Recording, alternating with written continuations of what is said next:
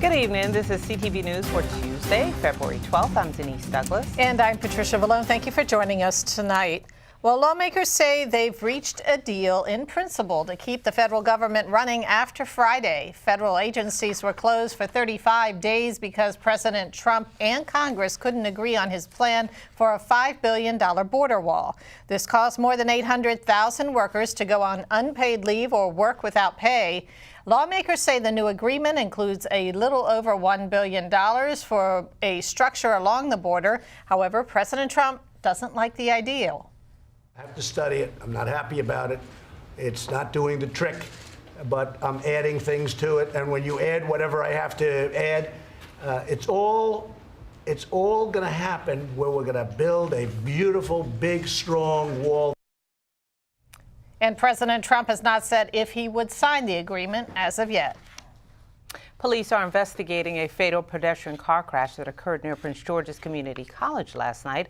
Officers say they received a call that two pedestrians were hit by a vehicle at Route 202 and Campus Way around 6:30 in the evening. The victims, 27-year-old Tevin Bailey and 25-year-old Juanita Reed, had just gotten off a Metro bus and were walking northbound when a car struck them. Bailey later died at the hospital. Bystanders say that intersection isn't that dangerous.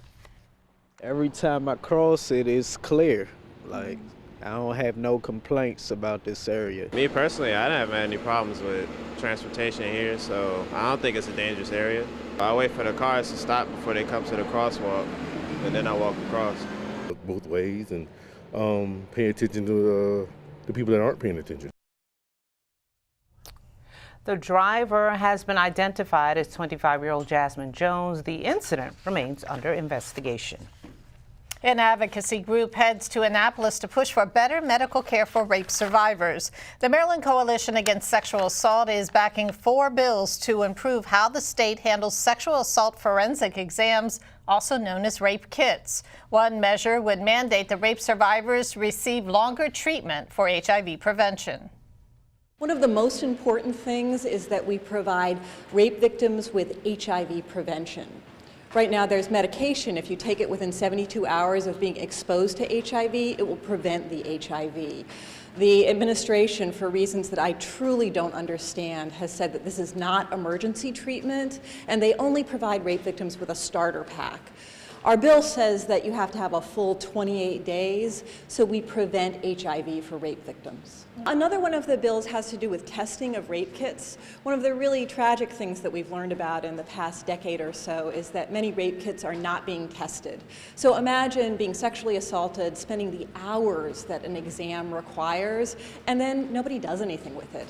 It's really irresponsible of government not to test those kits to find out not only the evidence for one particular rape, but also to see if there's a serial rapist out there.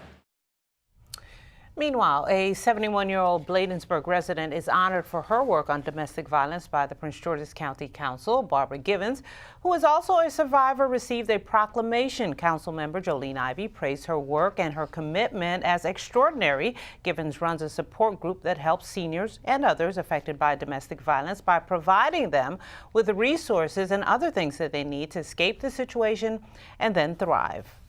Honor. It's amazing, and I'm still a little bit amazed.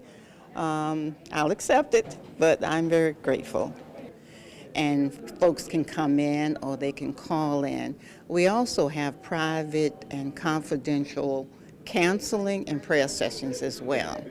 What we try to do is to help the individual within to grow, and once they become whole, they can resolve a lot of their own problems.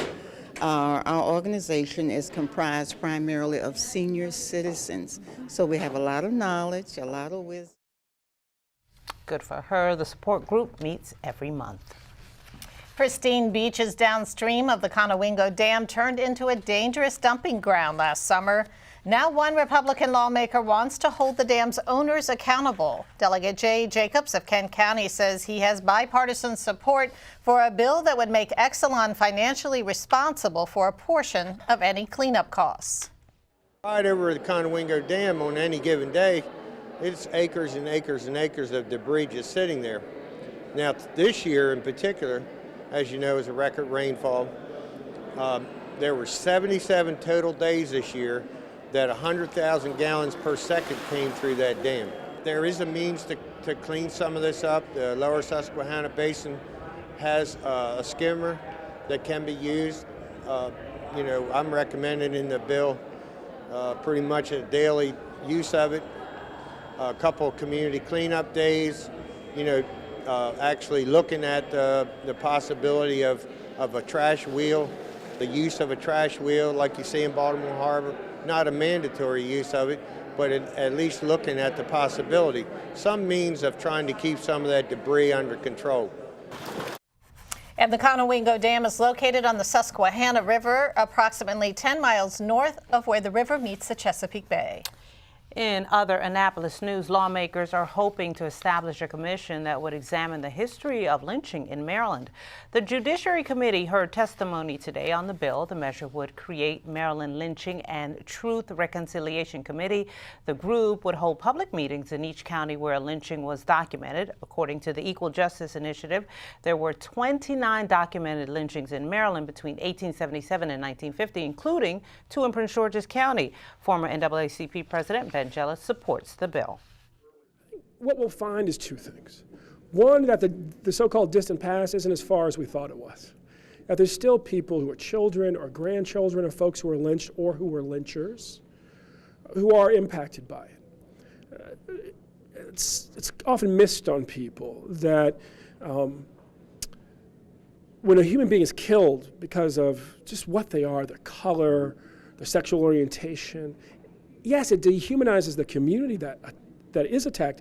It also dehumanizes the community that does the attacking. And both sides find themselves in needs of healing. We'll also find that there are a lot of racially motivated attacks that are sort of like the tail of the comet of lynching that are much more recent and that we have to deal with ultimately as well. Similar legislation 2 years ago failed to get out of committee. If the measure passes this time, it would go into effect in June.